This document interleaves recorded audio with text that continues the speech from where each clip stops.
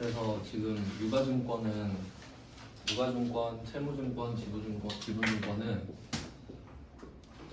왓에 대한 대답이에요. 이런 걸 보통 종류라 그래요. 종류. 어떤 거냐라고 물어봤을 때 대답이 되는 게 종류예요. 종류. 그러면 유가증권의 종류에는 채무증권, 지분증권이 있는 거 맞죠? 이거 종류. 근데 얘는 무엇인가에 대한 대답이고, 우린 결국 원하는 게 왜잖아요. 왜 샀어?에 대한 대답이 되는 게 단기매매증권도 있었죠? 이 단기매매증권, 이걸 분류라고 합니다. 분류. 그래서 종류는 Y이고 분류는 Y인 거죠. 근데 우리한테 중요한 건 Y이긴 한데, 그렇다고 Y만 할 수는 없잖아요. 그래서 좀 강조해서 설명을 드린 겁니다. 요거는 Y이다. 알고는 있어야 푸니까. 구조는 그렇습니다. 그럼 이제 문제를 이 단기매매증권이랑 이 친구들이 있는데 이제 분류로 가볼게요. 분류.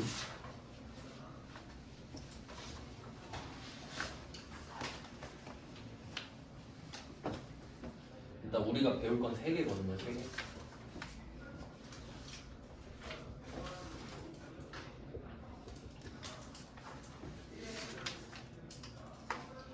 그럼 아까 그 유가증권을 2개로 나눠서 지분증권, 채무증권 이렇게 봤는데 그건 종류였고요.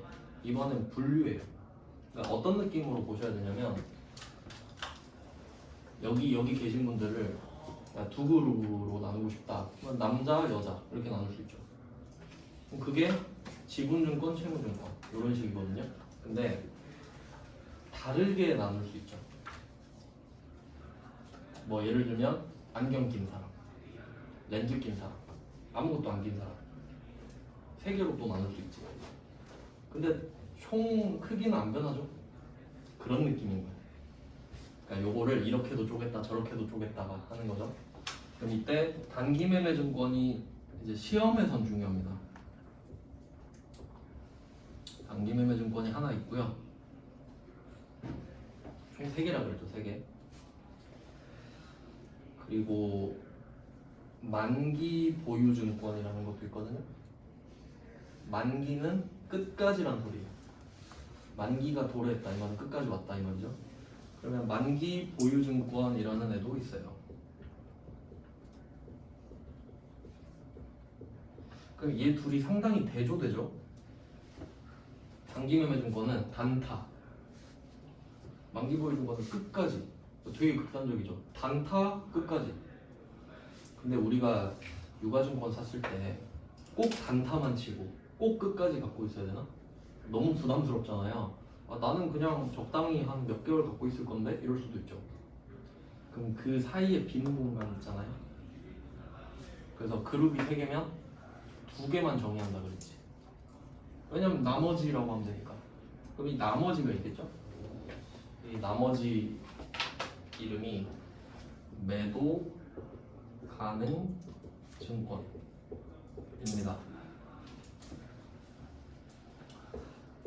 좀 잘 보이게 색깔을 바꿨어요. 뭐 이런 느낌이라는 거죠. 그래서 항상 도식화를 시키는 게 중요합니다. 그러니까 매도 가능 증권은 쓰레기통이에요. 이도 저도 아닌 거. 왜냐면 항상 모든 건 이름의 뜻이 다 있는데, 이름 분석해 볼게요.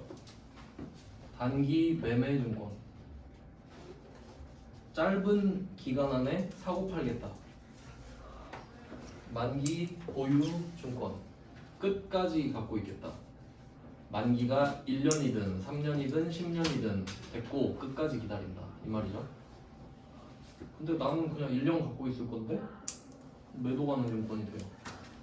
이름 볼게요. 매도, 도자 들어가면은 파는 겁니다. 이게 좀 요령이 있는데 회계 배울 때 다 한자거든요. 그렇겠죠. 다 한자겠죠. 그래서 단어 때문에 막히는 경우가 있는데 단어에 집착할 필요는 없어요. 회계에서는 이것만 알면 돼요. 돈이 들어오거나 나간다지. 돈에 대해서 방향성이 나한테 오거나 나가거나 밖에 없잖아요. 들어오거나 나가거나. 그럼 반대로 물건도 들어오거나 나가겠지. 그 끝이에요 그게. 그러니까 예를 들면 돈이 들어왔다고 해볼게요. 돈이 들어왔어. 그럼 물건은 들어올까 나갈까? 나가겠지. 상식이죠.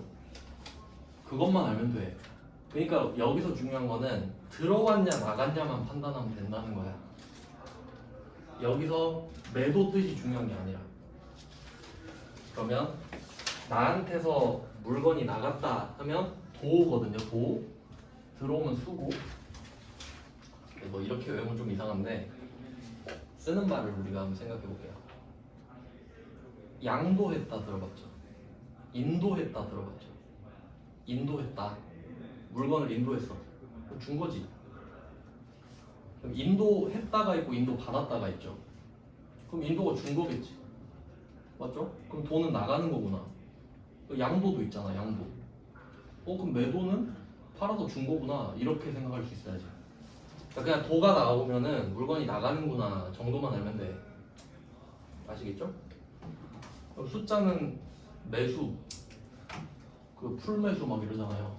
야수의 심장으로 풀매수, 수 사는 거. 그럼 누가 양도를 한 건 받은 거야.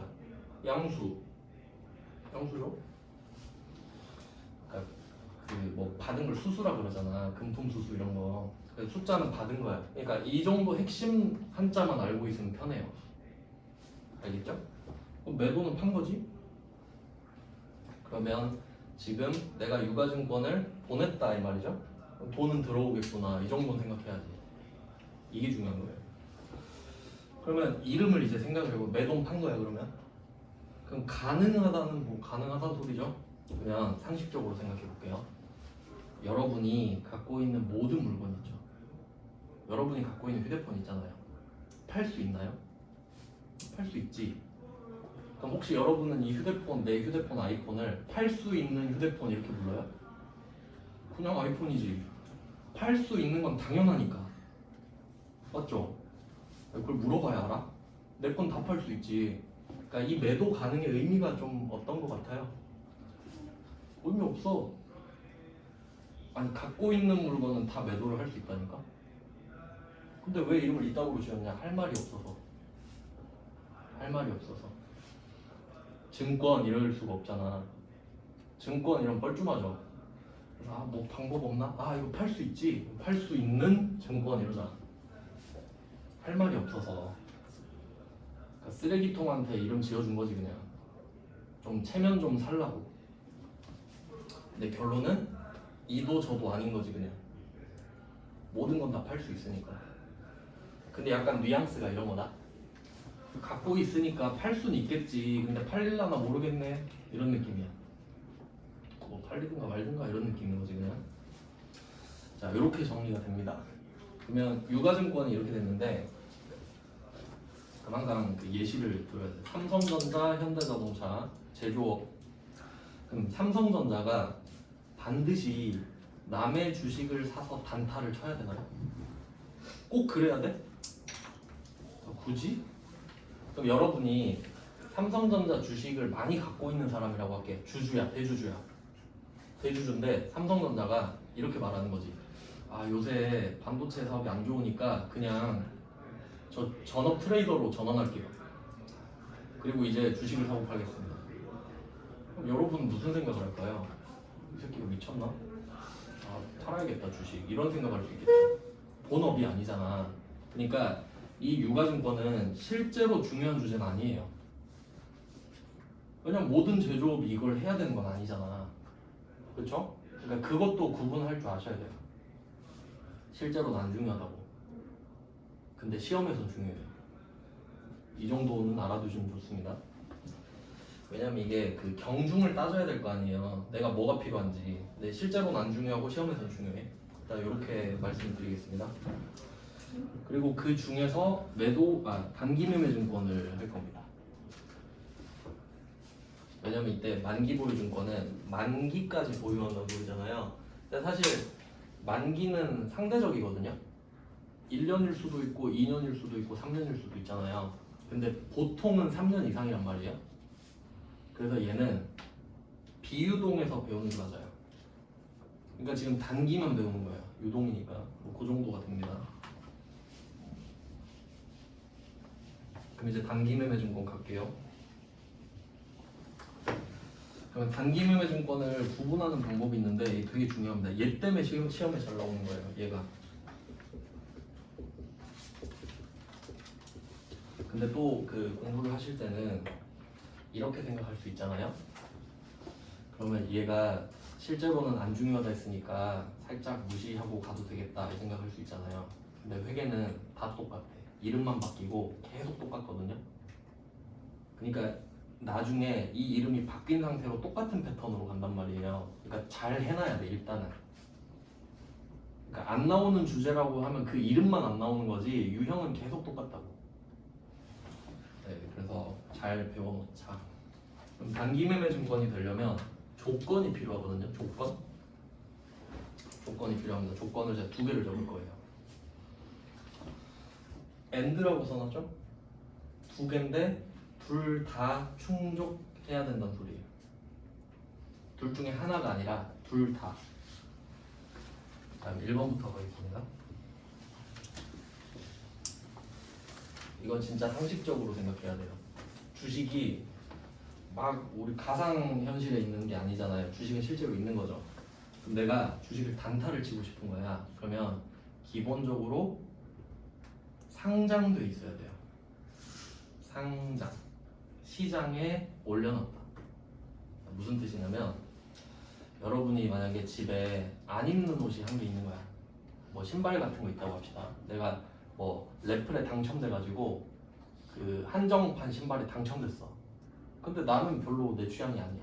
그래서 팔려고. 근데 귀찮아서 당근마켓에 안 올리고 있어요. 그럼 누가 와서 사나요?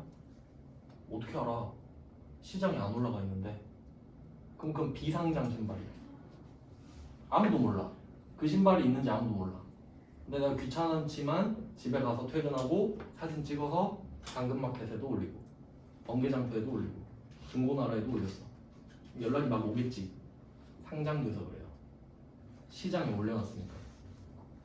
첫 번째 조건 상장. 그 상장회사 이런 말 들어봤죠? 이제 들어보면 돼요. 상장회사는 주식 시장에 올라가 있는 거지. 그러니까 거래 대상이 되고 싶으니까 올려놨겠지. 그래서 상장회사여야 돼.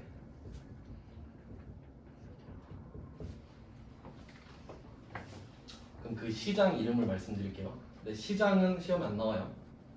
코스피 들어봤나요? 코스닥 들어봤죠? 코넥스 이건 안 들어봤죠? 그 세 개가 시장이에요. 크기 차례대로야. 그러니까 말바우 시장, 서방 시장, 뭐 남광주 시장 이런 거 그냥. 근데 무슨 시장이든 올리기만 하면 누군가 사겠지.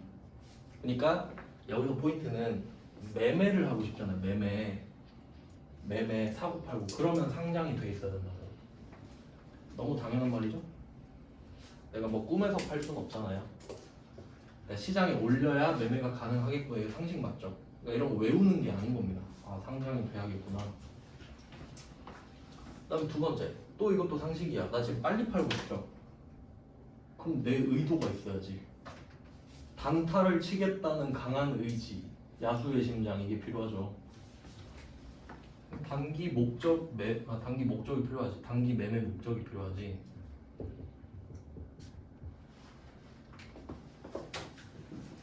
단기 하고 싶은 목적.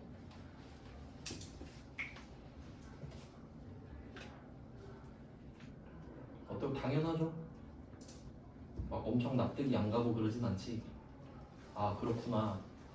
이게 그냥 회계라는 게 뭐냐면 일상생활에서 벌어지고 있는 일들 있잖아요. 요거를 체계화시키는 작업이라 생각하면 돼. 그러니까 우리가 뭐 신발 팔 때 이렇게까지는 생각 안 하잖아요. 근데 회계에서는 이렇게까지 생각을 하는 거야. 굳이 공식을 만들어 주는 거지.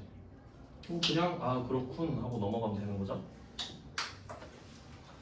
그러면 또 생각을 해볼게. 이 두 개를 동시에 충족하면 단기 매매 증권이 되는 거거든요. 근데 만약에 이 둘 중에 한 개가 나가리 되면 어떻게 될까? 선택권은 3개밖에 없습니다. 단기 매매 증권, 만기 보유 증권, 매도 가능 증권이지. 한번 생각해봐요. 내가 갖고 있는 신발이 빨리 팔고 싶었는데 이제 좀 천천히 팔고 싶은 거야. 천천히. 그러니까 가격을 높이 올려놓고 기다리는 거야 그냥. 그럴 수 있겠죠. 그럼 단기 목적이 사라졌지. 그럼 얘는 단기 매매 증권인가요? 절대 그렇지 않지. 이름이 바뀝니다. 목적이 바뀌었으니까 이름이 바뀌어야지. 그러면 만기 보유 증권으로 바뀔까요? 뭘로 바뀌어야 될까? 매도 가능 증권이 돼야겠죠. 이 신발의 만기가 어디 있어? 그래서 여기서 하나가 깨지면 매도 가능 증권이 되는 게 중요한 거예요. 이게 수험 포인트가 되는 거예요.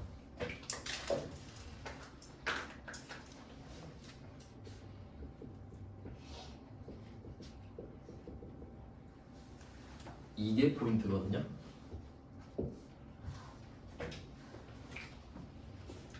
단기 매매 증권이 조건이 깨져버리면 매도가 된다가 포인트야. 왜냐면 단타 치려다가 갑자기 만기로 전환될 수는 없거든요. 그리고 정확히 말하면 주식엔 만기가 없어요. 그러니까 주식은 소유권이랬잖아요. 소유권은 딱 2개야. 같거나 안 같거나. 내가 삼성전자 주주가 되고 싶으면 주식을 사면 돼요. 그리고 마음에 안 들면 팔면 돼요. 그러니까 주식은 갖고 있거나 안 갖고 있거나 밖에 없어요. 만기가 없잖아. 그러니까 주식 사면 3년 갖고 계세요 이런 거 없죠. 그러니까 주식엔 만기가 붙을 수가 없어요. 근데 채무증권은 어떻죠? 차용증서를 산 거잖아요. 몇 월 며칠에 얼마 드리겠습니다 써있지. 그 날짜가 만기거든요. 그러니까 만기 보유증권이 되려면 채무증권일 수밖에 없지. 뭐 그렇게 됩니다. 그래서 이게 장난을 어떻게 치는지 한번 생각해 볼게요. 그러면 뭐 문제에서 이렇게 낼 수 있겠죠? 삼성전자 주식을 단기 매매 목적으로 샀다. 삼성전자는 상장회사다. 그럼 이게 단기 매매 증권이겠구나 라고 할 수 있죠. 근데 여기 한 글자만 바꿀게요. 상장회사 앞에다가 B라고 붙이는 거예요. B. 그럼 얘 단기 매매 증권인가요? 매도 가능 증권이지. 한 글자 때문에. B 하나 때문에. 왜냐면 내가 단타를 치고 싶으면 뭐해 시장에 안 올라가 있는데, 팔고 싶으면 뭐해 당근마켓에 안 올렸는데, 그런 느낌이거든요. 그럼 반대로 해볼게요. 상장 회사긴 한데 이제 장기 매매 목적이에요. 단을 장으로 바꾸는 거예요. 그럼 얘도 단기 매매 증권이 아니죠. 매도 가능 증권 되겠지. 그러니까 요렇게 장난을 칠 거라고. 상장, 비상장, 단기, 장기. 네, 요런 디테일이 있고요. 그리고 조금 더 가보면은 이 단기 매매 증권은 단기 이렇게 돼 있잖아요. 그러니까 목적이 단기야. 근데 실제로 이런 일도 많이 있죠. 제 친구 예시를 들어볼게요. 제 친구가 비트코인을 해요. 제 기억으로는 얘가 3월에 갑자기 소고기를 사준다고 오라고 했거든요. 그리고 뭐 몇천 벌었다고 비트코인으로. 근데 지금은 마이너스 4천이거든요. 7천으로 들어갔는데 지금 2천인가 그렇다 했어.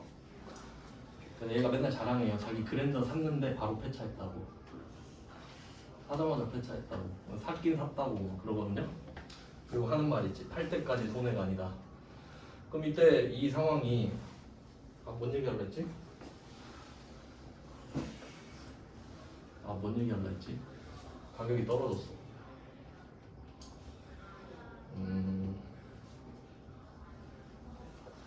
생각이 안 나네.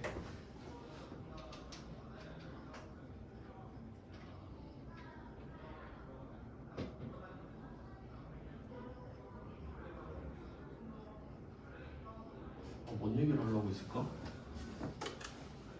장기 목적? 있다. 이때 그 둘 중에 하나가 깨지면 매도 가능 증권이 된다 했잖아요. 그럼 이때 상장 회사가 아닌 경우가 있고 단기 매매 목적이 아닌 경우가 있어요. 근데 단기 같은 경우는 내가 빨리 팔 생각이 있어요. 근데 이 친구는 지금 발이 묶였지. 빨리 팔고 싶거든요 지금. 근데 지금 팔면 2천이잖아. 그럼 5천 손해 감수할 수 없잖아요. 그럼 얘는 빨리 팔고 싶어. 근데 가격이 안 올라서 못 팔죠. 그래도 단기야. 내 의도가 단기니까.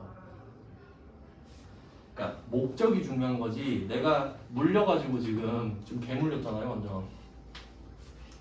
물려서 못 팔고 있어도 마음만은 단기죠. 그럼 단기야. 그러니까 단기 매매 증권인데도 막 5년 갖고 있을 수도 있다는 소리지. 이해되죠? 실제 보유 기간이랑 의도는 상관이 없다는 겁니다. 알겠죠? 그래서 결론은 이 단기 매매 증권은 무조건 유동자산일 수밖에 없어요. 의도 자체가. 내가 지금 물려서 그렇지 아우 저거 오르면 바로 팔아야지 맨날 그 말 한단 말이에요. 지금 해탈을 한 것 같긴 한데. 그러면 이때 매도 가능 증권으로 가볼게요. 내가 단기 매매 목적이긴 한데 비상장 회사일 수도 있죠. 근데 그건 좀 특이한 경우인데 이런 경우예요. 그냥 1인 회사. 예를 들어 내가 사업을 하다가 사업 규모가 커진 거예요. 내가 법인을 세워. 그리고 이 법인에다가 내 돈을 다 때려봐. 그러면 이 회사 지분 100% 내 거지. 내가 이 회사 주식 다 갖고 있으니까. 그걸 1인 기업이라 해요. 1인 법인. 가족 기업 상태가 많지 보통. 그런 상태면 비상장 회사일 수도 있죠. 그런 걸 장외 주식이라고 그러거든요. 시장 밖에 있는 주식이라고. 근데 이게 가족한테 팔 수는 있잖아. 아빠가 와이프한테, 엄마한테 팔 수 있고 나한테도 팔 수 있잖아. 그럼 이게 비상장 회사긴 한데 단기 매매 목적일 수도 있는 거죠.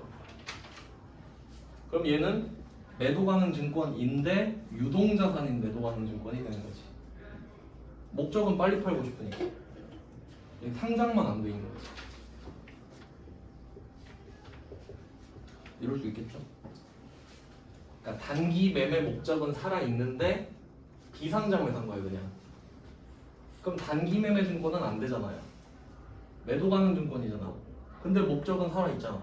그럼 유동인 매도 가능 증권 이 될 수 있고, 반대로 상장 회사는 맞아요. 근데 내가 삼성전자 주식을 그냥 한 틱만 먹고 팔아야지, 100원 오르면 팔아야지 이렇다가 아니야 그냥 오래 갖고 있자 생각이 바뀔 수 있지. 그러면 상장 회사는 그대로인데 목적이 장기로 바뀌어버리죠. 그럼 단기 아니죠? 매도로 바뀌었죠? 근데 비유동인 거야. 장기로 바뀌니까. 그래서 이거 얼마나 내고 싶을까요? 출제자들이. 내면 틀릴 건데. 와 이거 내면 틀리는데 너무 틀릴까봐 못 내겠네? 이런 주제인 거야. 그래서 요 부분이 중요해요. 그러니까 매도 가능 증권은 찍기 얘기만 모아놓은 거지. 이거 아니면 이거니까. 그러니까 얘 둘의 관계가 되게 중요하고요. 그럼 그 나머지 만기 보유 증권 있잖아요. 걔는 만기까지 보유할 목적이 있으면 돼요. 그러니까 걔를 찾는 건 안 어렵겠지. 그래서 만기 보유 증권은 사실 정확히 두 개예요. 의도와 능력. 능력도 중요하지. 능력도.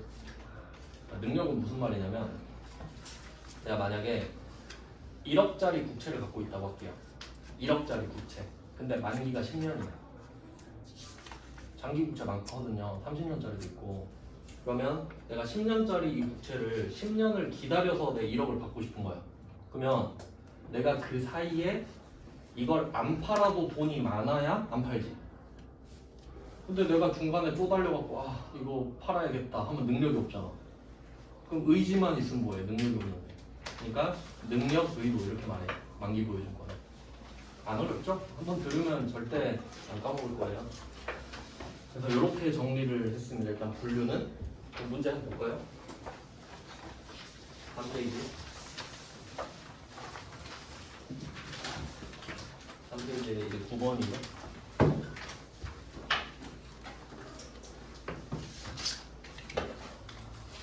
자, 9번 한번 보겠습니다.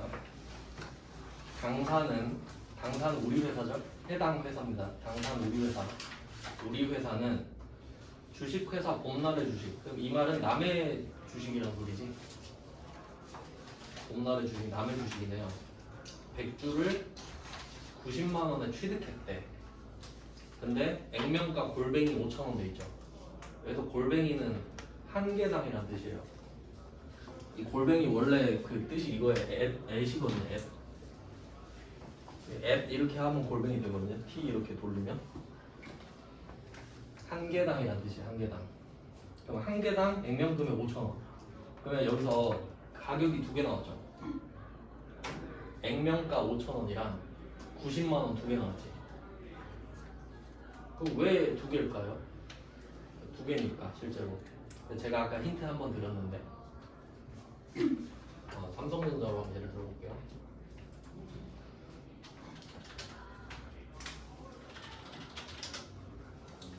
삼성전자 오늘 종가가 57,700원. 종가 끝난 가격 57,700원. 근데 제가 삼성전자 액면금액 얼마라고 그랬죠? 100원. 안 바뀌어요. 참고로 원래 삼성전자 액면금액 5,000원이었거든요. 그때는 지금 가격이 50배였어요. 금액이. 한 주당 250만 원이었어. 그러니까 삼성전자 주식 한 주 사볼까 했는데 250이야. 월급 2달 모아야 한 주 사. 그럼 못 사겠죠. 그러니까 50개로 쪼개는 거예요 지금. 그래서 액면금액이 100원이 된 거예요. 그러면 삼성전자는 액면금액이 100원이다. 이걸 좀 외워두세요. 이걸 외우고 적용을 시킬게요. 자, 왜 이걸 외워야 되냐면 외울 수 있겠지. 왜 외우냐면 그럼 우리가 삼성전자 주식 100원에 살 수 있어요? 못 사지. 그럼 삼성전자 액면금액 100원이란 거 외웠죠? 그럼 이 100원에 못 산다는 거는 이해했지? 아무 의미 없다. 의미 없잖아. 그러니까 사고 팔 땐 의미 없지. 왜냐면 여러분 삼성전자 액면가 몰랐죠? 그냥 몰라도 살 수 있으니까. 그러니까 사고 팔 때는 액면 금액이 아무런 의미가 없다. 이거 말씀드리려고 하나 외우라고 하는 거야. 그럼 이제 여기에 대입을 해봐요. 봄날 주식 액면가 5,000원이야. 근데 지금 이 주식 샀지, 취득했지. 그러면 취득이랑 주식의 액면가 두 개가 만나면 그냥 보고 어쩌라고 이런 느낌이지. 왜 말해줬지? 액면가 X. 취득인데 액면가 나오면 X지. 그럼 처분했을 때 액면가 나오면 X고요. 100원에 팔 거 아니잖아요. 사고 팔 때는 액면 금액이 아무 의미가 없어. 왜? 삼성전자 주식 액면 100원이니까. 그럼 왜 100원인가요? 이렇게 되면은 아까 제가 그래서 100원으로 예시 들었거든요. 그럼 삼성전자 처음에 세웠을 때 누가 투자한다고 한 사람이 있을 거 아니에요. 야, 내가 1억 투자할게. 그럼 잠깐만요. 우리가 100원이니까 100만 주 드릴게요. 이걸 해야 되니까. 그러니까 액면 금액은 주식을 발행할 때 필요한 거예요. 사고 팔 때는 아무 의미가 없는 거지. 그래서 그 주식시장이 원래 두 개로 나눠져요.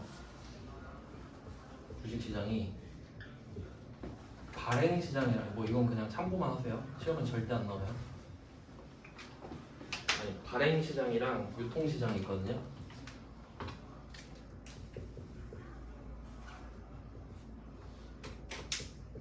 자, 무슨 이야기인지만 들어봐요.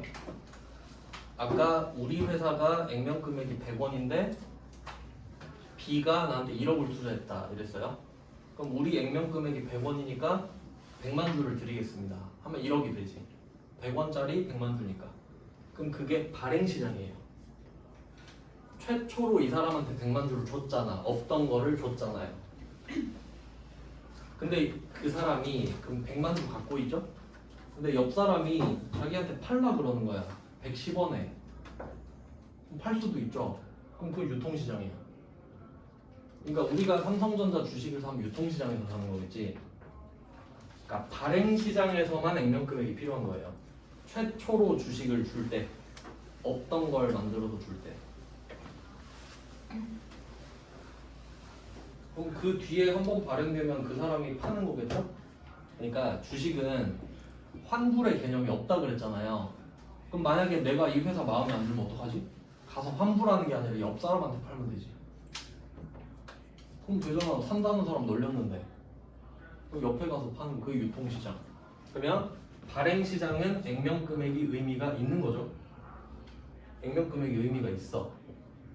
유통시장은 없죠. 누가 100원에 팔아. 방금 110원에 판다 그랬잖아요. 그러면 또 가격이 오른 이유는 뭐냐면, 그러니까 삼성전자 액면금액 100원이고 지금 57,700원이랬잖아요.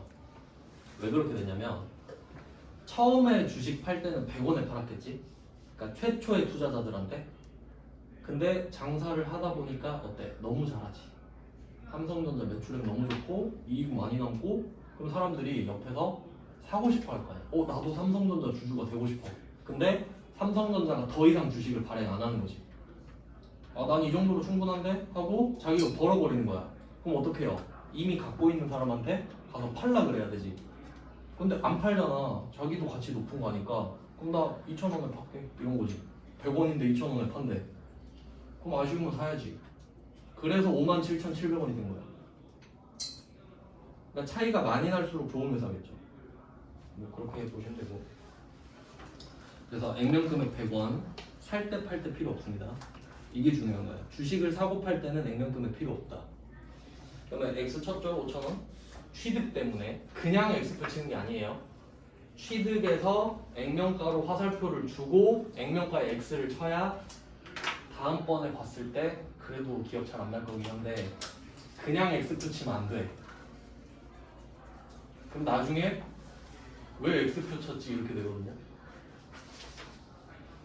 자, 결론은 5,000원은 액면가고 그럼 90만 원을 뭐라고 부르냐? 이걸 시가라 그러지. 시장 가격. 그러니까 지금 시가로 산 거 아니에요? 근데 이제 회계에서는 그 시가라는 말 대신에 동정가치라는 말을 쓰거든요. 맨날 나오니까 알아둡시다. 근데 우리가 일상에서는 공정가치라는 말 안 쓰죠? 공정가치가 시가랑 같은 말이거든요. 같은 말이라고 할게요.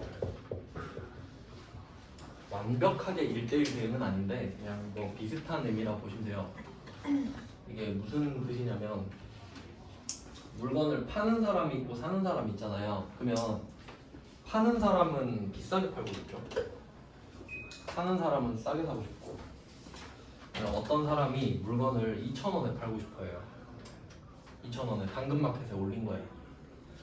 근데 아무도 연락이 안 와요. 한 달째. 근데 어떤 사람이 갑자기 연락해서 애누리 좀 해주세요. 얼마요? 1,000원이요. 이런 거야.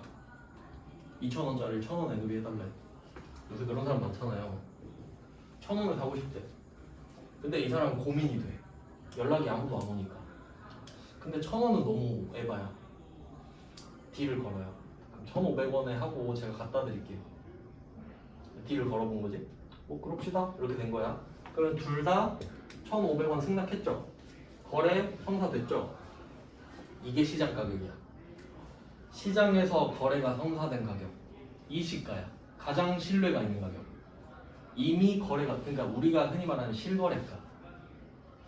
호가랑 실거래가랑 다르죠. 호가는 2,000원이야. 2,000원을 부른 거야 그냥. 근데 안 팔리지. 근데 실거래가 1,500원이죠. 시가가 신뢰성이 있죠. 그럼 이걸 우리가 시가라고 하잖아요. 시장 가격. 근데 회계에서는 왜 이걸 공정가치라고 하냐? 둘 다 공정하다고 생각해서 거래를 했으니까. 그러니까 영어로 공정이 페어잖아요. 페어플레이 하자 할 때 그 페어밸류거든요. 그래서 공정가치야. 그러니까 앞으로 회계에서 공정가치 나오면 시가구나 라고 생각하시면 돼요. 그래서 지금은 90만 원이 시가가 되겠죠. 자, 그러면 우리가 90만 원을 쓴 거잖아요. 그럼 일단 얘는 90만 원짜리야. 90만 원을 썼으니까. 자, 그리고 이름 찾아볼게요. 두 번째 줄을 보시면 주식회사 봄날의 주식은 시장성이 있다. 시장성이 있다가 상장되었다 이 말이야. 상장이 되었으니까 시장성이 있겠죠. 그래서 시장성이 있다에다가 상장 이렇게 쓰시면 되겠고, 그러면 이 시장에 올라가 있다 안 올라가 있다는 상태입니다. 상태. 이건 우리가 바꿀 수 없는 거예요. 그 다음에 두 번째가 단기 시세 차익 목적. 그럼 이걸 보고 이름을 단기 매매증권이라고 적어주면 되겠네요.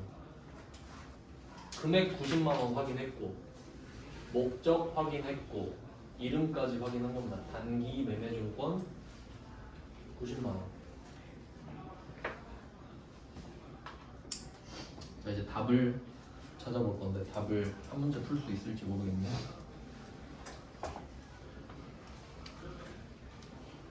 차변에 단기 매매 증권 90만 원 이렇게 쓸 겁니다.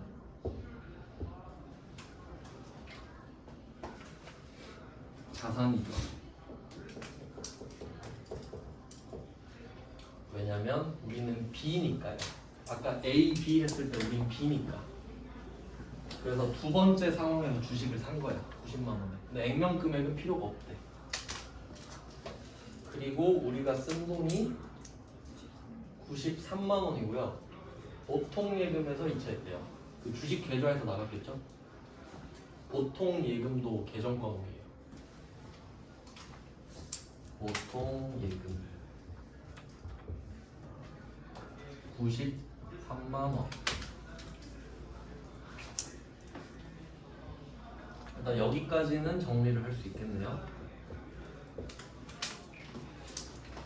지금은 단기 매매 증권이 주인공인데 요 파트가 제일 중요하죠. 이걸 찾아내는 과정이 제일 중요합니다.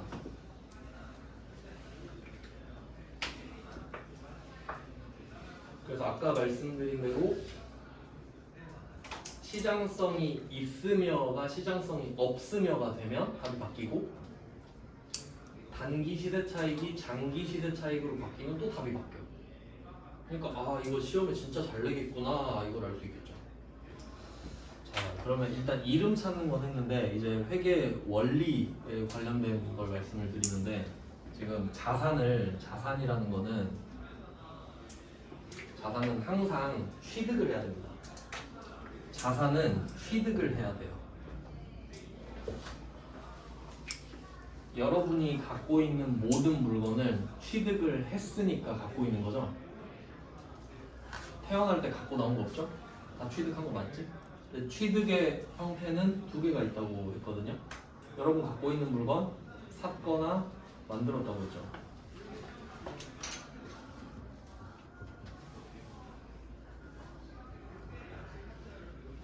뭐 이런 방식이 있겠네.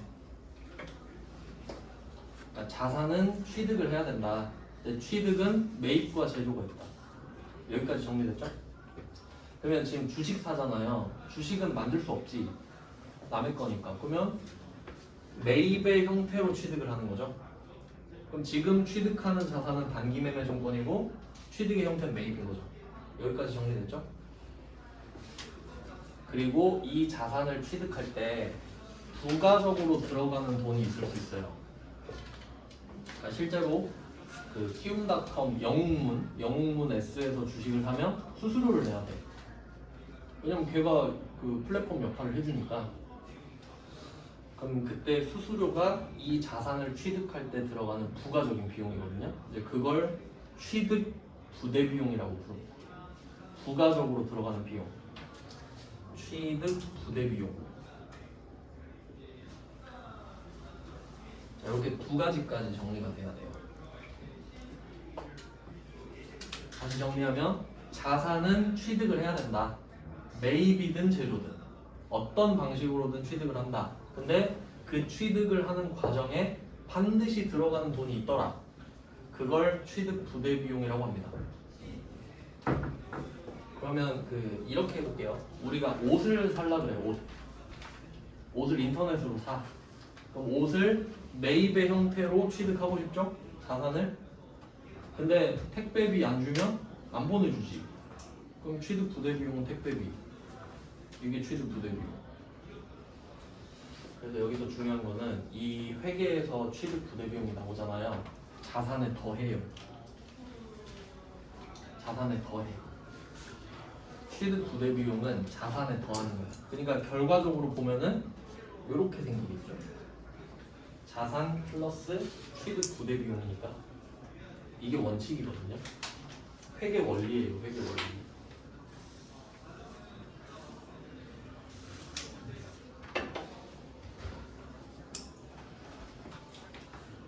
그러면 여기까지 설명을 드렸으면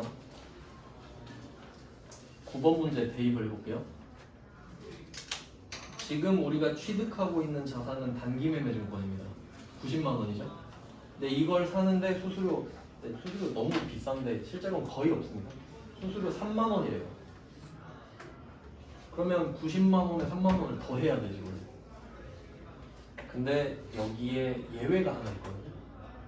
예외가 딱 하나 있는데 걔가 단기 매매 증권이에요. 유일한 예외야. 그러니까 이게 원칙이고요. 원칙, 자산을 취득할 때 취득 부대 비용이 있으면 더한다가 원칙이에요. 근데 단기 매매 증권은 유일한 예외라고 그랬죠. 그럼 얘는 이렇게 안 한다는 소리야. 안 더한다는 소리지. 그러면 더하는 건 쉽잖아요. 왜냐면 더한다는 게 90만 원에 3만 원을 더하면 되니까 그냥 이름이 필요 없어. 93만 원 되면 끝나거든요. 근데 예외는 그렇게 하질 않으니까 다른 방법을 제시해 주겠지. 그래서 얘는 비용 처리를 따로 해요. 따로 하게 돼 있어. 그러니까 단기 매매 증권은 얘랑 짝꿍이 정해져 있는 거지. 정해졌기 때문에. 그래서 앞으로는 어떤 패턴으로 정리를 하시면 되냐면 다행히 예외가 하나밖에 없잖아요.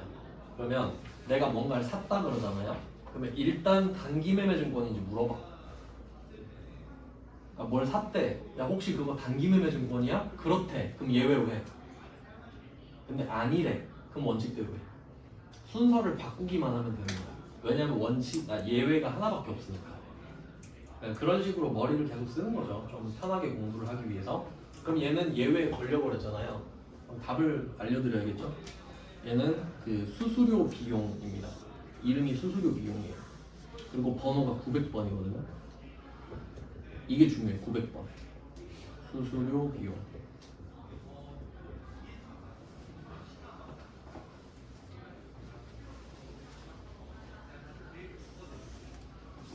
수수료 비용 3만 원이고요. 얘는 비용입니다. 이름에 나와 있듯이.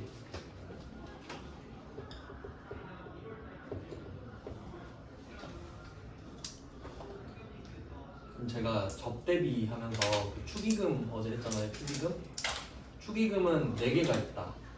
접대비, 복리후생비, 그리고 각각 500, 800 4개라고 말씀드렸죠? 그럼 500번, 800번은 제가 말씀드렸단 말이에요. 공장 쪽이면 500이고 본사 쪽이면 800이다. 그럼 900은 뭐냐? 얘는 영업 외 비용입니다. 영업이랑 상관이 없는 비용이에요. 900번은 영업 외 비용이에요. 그럼 왜 영업 외 비용이냐? 제가 영업이라는 단어를 좀 강조해서 말씀을 드렸었는데 그 회계에서 영업은 본업이다. 그래서 제가 여기서 강의를 하고 있는 게 나한테는 영업이다 이렇게 말을 했었거든요. 그러면 우리는 제조회사예요. 그럼 제조회사는 원재료를 사서 제품을 만들어 파는 게 영업이야. 맞죠? 그 이외의 행동은 모두 비영업. 영업 외가 되는 거죠. 그러니까 삼성전자가 현대자동차 주식을 단타 치려고 샀다? 비영업이지. 영업이 아니죠? 근데 거기서 수수료를 쓰고 있는 거야 지금. 그럼 이 돈은 공장에서 쓴 것도 아니고 본사에서 쓴 것도 아니지. 아무 의미 없이 쓴 거죠. 영업 외 비용 900번. 그러니까 우리가 제조업이니까 900번인 거야. 만약에 우리가 증권회사잖아요. 증권회사면 우리가 단기 매매 증권이라고 안 하고 상품이라고 해요. 증권회사는 각 잡고 주식 사고 파는 회사잖아요. 그럼 입장이 바뀌어버린 거야. 그러면 수수료도 900이 아니겠지.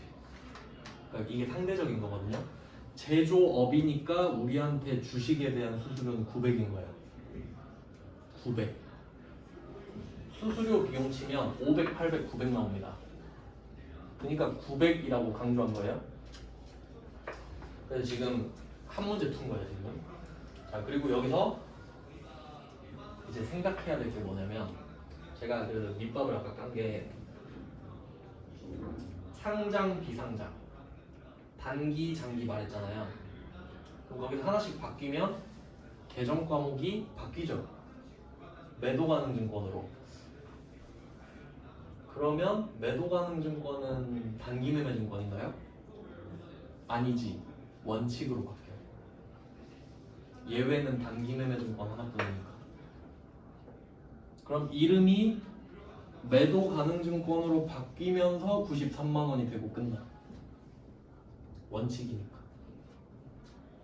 그럼 이때 아니 그걸 어떻게 그럼 다 외우나요? 할 필요가 없지. 왜냐면 단기 매매 증권 아니면 다 더하면 되니까. 만약에 내가 처음 봤어. 뭐 차량 운반구 이런 걸 처음 본 거야. 근데 이거 단기 매매 증권 아니네? 더해. 그럼 난 회계를 할 줄 아는 거지. 왜냐면 예외가 하나인 걸 아는 것도 아는 거죠. 그래서 이것까지 들어가니까 얘를 한 글자를 바꾸고 싶은 거야. 근데 심지어 매도 가능 증권은 2개 있다 그랬죠. 유동 비유동. 걔 둘은 또 번호가 다르거든. 그럼 매도 가능 증권을 치면 번호가 2개 나온다는 소리거든요. 그럼 번호가 2개인데 전 그 번호를 외우진 않았어요. 왜 그런지 생각해 볼게요. 번호가 2개면 한 개는 크고 한 개는 작겠지. 그럼 그것만 알면 안 외워도 되는 거야. 큰 게 비유동이에요. 그것까지 알면 이 문제는 완벽하게 풀어. 절대 안 틀리지.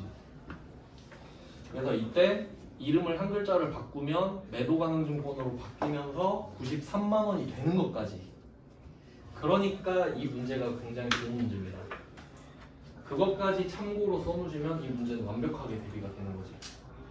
그리고 매도 가능 증권이 아까 상황에 따라서 유동, 비유동이 나눠져 있다 했잖아요. 그 중에 번호가 큰 게 비유동이라는 것까지 알면 끝인 거야 완전. 근데 이런 패턴은 앞으로 계속된다 이거지. 왜냐면 단기 매매 증권 아니면 다 더한다고 그랬으니까. 여기까지 하고 오늘은 여기까지 하겠습니다. 네, 고생하셨습니다. 수고하셨습니다. 수고하셨습니다.